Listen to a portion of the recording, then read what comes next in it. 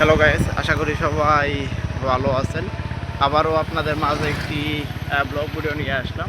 আজকের ব্লগ ভিডিওটা হলো আমরা টাঙ্গাইল থেকে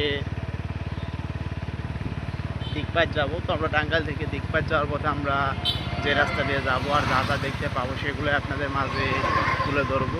তো আমরা যাওয়ার পথে দেখতে পারতেছি এদিকে রাস্তার পাশে অনেকগুলা গাছের ডালপালা আপনারা দেখতে পারতেছেন রাস্তার পাশে এদিকে রাখা হয়েছে। তো সামনের দিকটা যদি একটু আপনাদেরকে দেখাই, তো আপনারা দেখতে পারতেছেন সামনে এ পাশে একটি ঘরের কাজ কত সুন্দর করে তারা করতেছে, আপনারা দেখতে পারতেছেন। তো এই পাশে ছোট্ট একটা গাছের বাগান দেখতে পারতেছি। যাওয়ার পথে আমরা বাগানে কিন্তু অসংখ্য ছোটো ছোটো গাছের চারা দেখতে পারলাম। তো আমরা যে রাস্তাটা যাইতে সেটি কিন্তু একটি গ্রাম অঞ্চলের রাস্তা, আপনারা দেখতে পারতেছেন। রাস্তার এই পাশ দিয়ে কিন্তু অনেকগুলো বাড়িঘর দেখতে পারতেছি, আবার এইদিকেও কিন্তু অনেকগুলা বাড়িঘর দেখতে পারতেছি। তো বিশেষ করে এদিকে যদি একটু দেখে আপনাদেরকে, তো আপনারা দেখতে পারতেছেন এদিকে রাস্তার পাশেই আবার দেখতে পারতেছি যে নীল কালার একটি নেট দিয়ে কত সুন্দর করে চারপাশে ঢেকে রেখেছে। আর ভিতরের দিকে একটি বিশাল বড়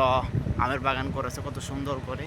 তো এখানে যদি একটু দেখে আপনাদেরকে, তো এ পাশে একটি ছোটো ব্রিজে আমরা এখন এসে পড়েছি। ব্রিজটা তো আপনারা দেখতে পারতেছেন কত সুন্দর। ব্রিজের সাথে এখানে আরও একটা পুরাতন বিশাল বড় গাছ দেখতে পারলাম আমরা, তা তো আপনারা দেখতে পারেন গাছটা।